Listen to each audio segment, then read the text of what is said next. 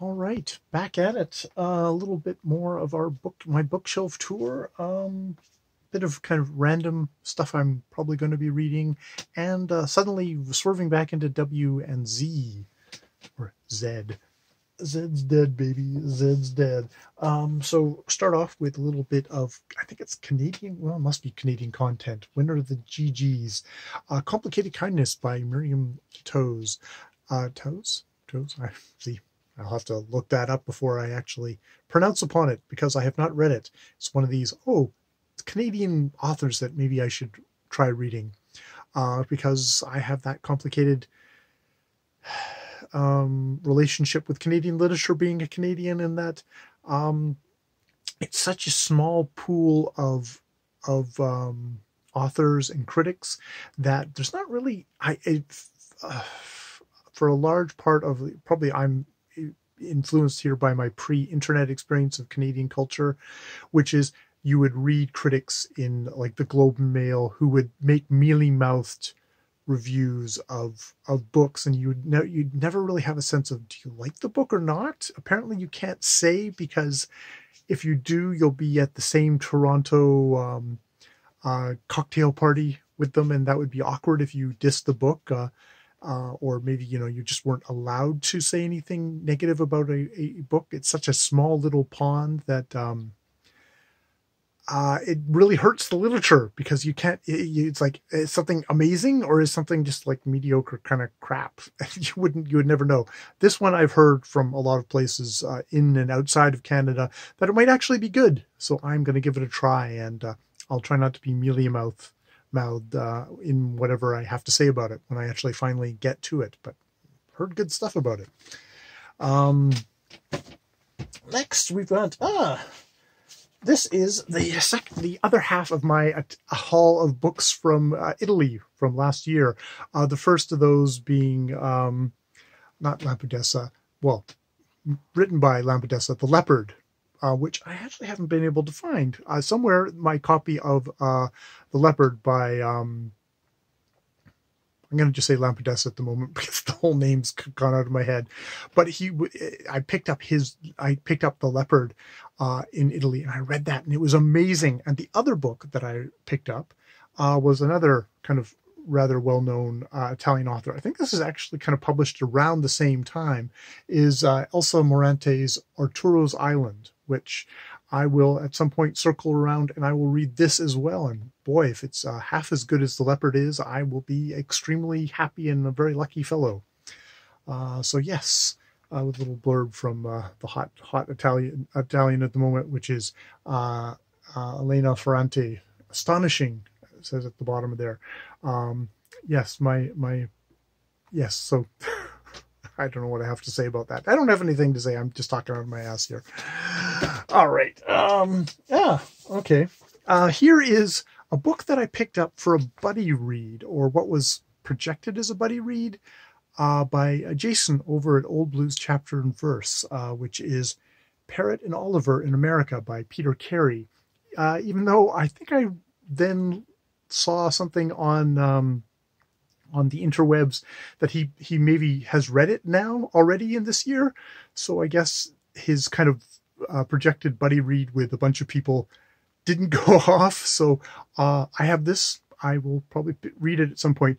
I remember enjoying some Peter Carey, but kind of falling off the wagon with other of his novels, and never kind of circling back to him.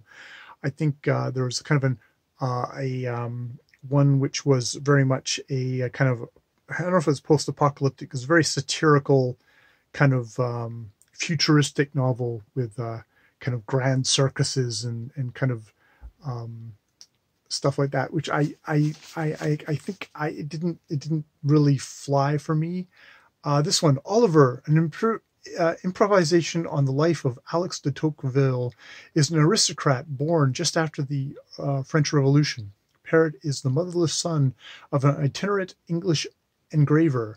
Their lives are joined when Oliver sets sail for the New World to save his neck from one more revolutions, and Parrot is sent with him as spy, protector, foe, and foil.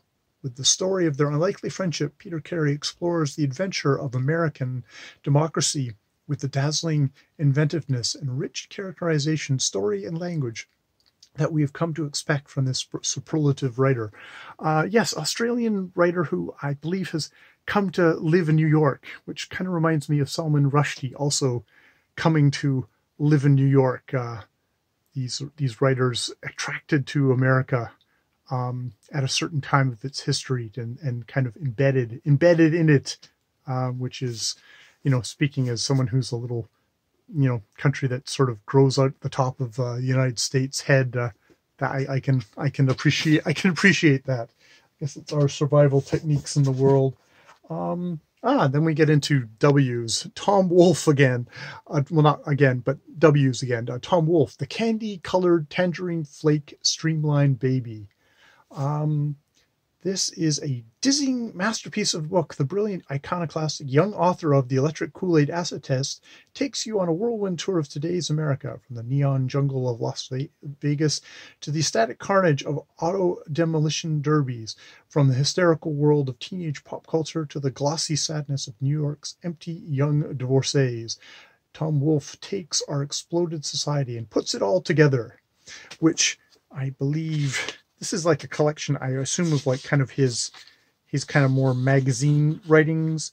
Yeah, these seem to have all kind of first appeared and things.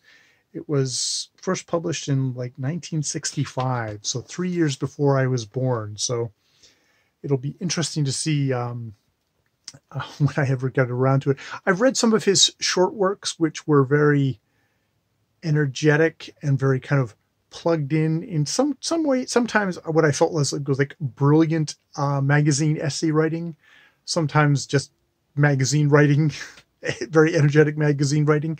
So it'll be interesting to see that.